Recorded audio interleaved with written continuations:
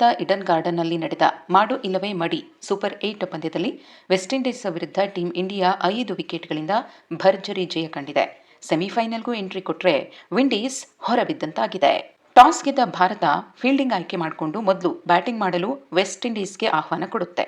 West Indies ನಿಗದಿತ 20 ಓವರ್ಗಳಲ್ಲಿ 4 wicket ನಷ್ಟಕ್ಕೆ 195 ರನ್ ಕಲೆ ಹಾಕಿ ಭಾರತಕ್ಕೆ 196 ರನ್ಗಳ ಟಾರ್ಗೆಟ್ ಕೊಡ್ತು. ಈ ಗುರಿ ಬೆನ್ನತ್ತಿದ ಭಾರತ 5 ವಿಕೆಟ್ ನಷ್ಟಕ್ಕೆ 199 ರನ್ ಗಳಿಸಿ ಭರ್ಜರಿ ಗೆಲುವು ದಾಖಲಿಸಿದೆ. ಇನ್ನು ಭಾರತದ ಪರ ಸಂಜು ಸ್ಯಾಮ್ಸನ್ ಅದ್ಭುತ ಬ್ಯಾಟಿಂಗ್ ಪ್ರದರ್ಶನ ಮಾಡಿದ್ರು.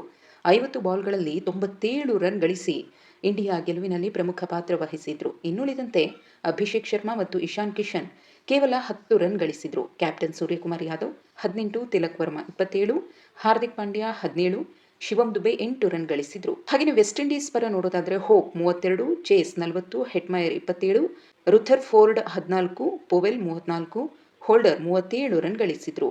ಈ ಗೆಲುವಿನ ಮೂಲಕ ಇಡೀ ಭಾರತ ಇವತ್ತು ಸಂಭ್ರಮಿಸ್ತಾ ಇದೆ. ಯಾಕಂದರೆ ಭಾರತ ಸೆಮಿಫೈನಲ್ಗೆ ಎಂಟ್ರಿ ಕೊಟ್ಟಿದೆ.